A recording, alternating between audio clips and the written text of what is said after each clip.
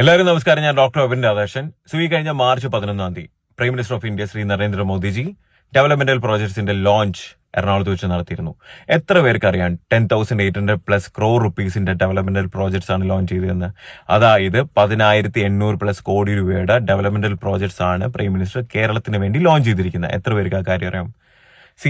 ഈ ലോഞ്ചിന്റെ ഡേറ്റ് തൊട്ട് കഴിഞ്ഞ കുറച്ച് ദിവസങ്ങളായിട്ട് അൺവാണ്ടഡ് ആയിട്ട്, സ്പെസിഫിക്കലി ഞാൻ പറയാണ്, അൺവാണ്ടഡ് ആയിട്ടുള്ള കുറച്ച് അൺവാണ്ടഡ് കോൺട്രവേഴ്സിയുടെ പിറകിലാണ്.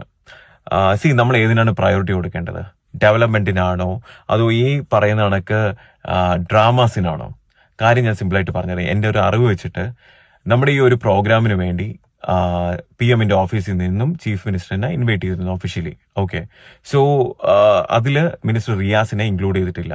സോ അങ്ങനെ ഇൻക്ലൂഡ് ചെയ്തിട്ടില്ല എന്നുണ്ടെങ്കിൽ ചീഫ് മിനിസ്റ്ററിന്റെ ഓഫീസിൽ നിന്ന് കമ്മ്യൂണിക്കേറ്റ് ചെയ്ത് ഇങ്ങനെ ഒരു സജഷൻ പറയായിരുന്നു. അവരത് ചെയ്തില്ല. ഓക്കെ, ഇത് 2 ആഴ്ച മുന്നേ നടക്കുന്ന കാര്യമാണ്. എന്നിട്ട് കറക്റ്റ് ഈ പ്രോഗ്രാമിന്റെ ദിവസം തന്നെ ഈ പറഞ്ഞ കണക്ക് LDF-ന്റെ നേതാക്കൾ ഉൾപ്പെടെ ചീഫ് മിനിസ്റ്റർ ഉൾപ്പെടെ എല്ലാവരും ഈ ഒരു പ്രോഗ്രാം ബോയ്ക്കോട്ട് ചെയ്തു. എന്തിനായിരുന്നു ഈ അൺവാണ്ടഡ് ആയിട്ടുള്ള ഒരു ബോയ്ക്കോട്ട്?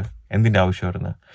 നമ്മുടെ നാടിന്റെ ഡെവലപ്മെന്റിന് വേണ്ടി ഇത്രയും കോടി രൂപയുടെ ലോഞ്ച് നടക്കുമ്പോൾ എന്തിനാണ് ഈ അനാവശ്യമായിട്ടുള്ള ഡ്രാമാസ് നടത്തുന്നത്? അതും ഇലക്ഷന് 30 ദിവസം മുന്നെയാണ് ഇതെല്ലാം നടക്കുന്നത്. എന്തിനാണ് ഈ ആവശ്യമില്ലാത്ത ഡ്രാമാസ്? നമ്മൾ ജനങ്ങൾ പൊട്ടന്മാരല്ല. നമ്മുടെ നാടിന് ഒരു ഡെവലപ്മെന്റ് നടക്കുന്ന സമയത്ത് ഡെവലപ്മെന്റ് അല്ലെങ്കിൽ നമ്മുടെ പ്രയോറിറ്റി ഡെവലപ്മെന്റ് ആണെന്നുണ്ടെങ്കിൽ ഒബ്വിയസ്ലി നമ്മൾ ഫോക്കസ് ചെയ്യുന്ന ഏതിലായിരിക്കും? ഡെവലപ്മെന്റിലായിരിക്കും, അല്ലാതെ ഈ അൺവാണ്ടഡ് ആയിട്ടുള്ള മെലോ ഡ്രാമാസിലല്ല. മനസ്സിലായില്ലേ? ഇൻവൈറ്റ് ചെയ്തില്ല എന്നുണ്ടെങ്കിൽ പ്രോപ്പറായിട്ട് കമ്മ്യൂണിക്കേറ്റ് ചെയ്താൽ പോരെ.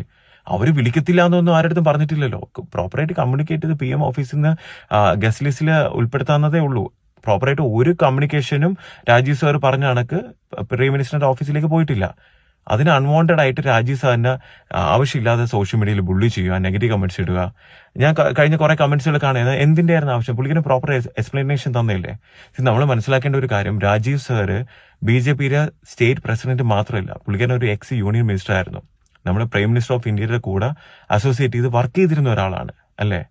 സോ ആവശ്യമില്ലാത്ത ഈ പറഞ്ഞ കണക്കത്തെ അൺവാണ്ടഡ് ആയിട്ടുള്ള ഡ്രാമാസ് ഒഴിവാക്കി നമ്മുടെ നാടിന്റെ ഡെവലപ്മെന്റിന് വേണ്ടി നമ്മളെല്ലാവരും ഒന്ന് സപ്പോർട്ട് ചെയ്യുക. മനസ്സിലായില്ലേ?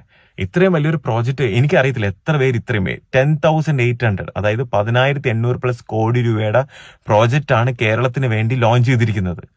നമ്മൾ ആക്ച്വലി ഹാപ്പി ആവേണ്ട ഒരു സിറ്റുവേഷൻ ആണ്. മനസ്സിലായില്ല? അതിന്റെ ഇടയ്ക്കാണ് ഈ അൺവാണ്ടഡ് ആയിട്ടുള്ള ഡ്രാമാസ്. ഇത് അവോയ്ഡ് ചെയ്യാമെന്ന് എനിക്ക് തോന്നി. ഞാനിത് പറയുന്ന ഒരു BJPയുടെ ഒരു മെമ്പർ എന്നുള്ള രീതിയിലല്ല, as A citizen of India അല്ലെങ്കിൽ കേരളത്തിന് ഇഷ്ടപ്പെടുന്ന ഒരു സാധാ വ്യക്തി എന്നുള്ള രീതിയിൽ ഞാനിത് ജസ്റ്റ് എൻ്റെ ഒരു from the bottom of my heart എനിക്കത് പറയണമെന്നുണ്ടായിരുന്നു. അതുകൊണ്ട് മാത്രം പറഞ്ഞതാണ്. മാറ്റങ്ങൾ ആവശ്യമാണ്, മാറണം. എല്ലാവരും ഏതിന് പ്രയോറിറ്റി കൊടുക്കണം? ഡെവലപ്മെന്റിനാണോ അത് ഡ്രാമാസിനാണോ, ഈ അൺവാണ്ടഡ് ഡ്രാമാസിനാണോ എന്നുള്ളത് ചിന്തിക്കുക. കാരണം നമ്മൾ ചിന്തിക്കേണ്ട സമയം എത്തിയിരിക്കുന്നു. മനസ്സിലായില്ലേ? ഓക്കെ, മാറ്റം നല്ലതാണ്, മാറണം. കേരളം മാറിയിരിക്കും. Thank U.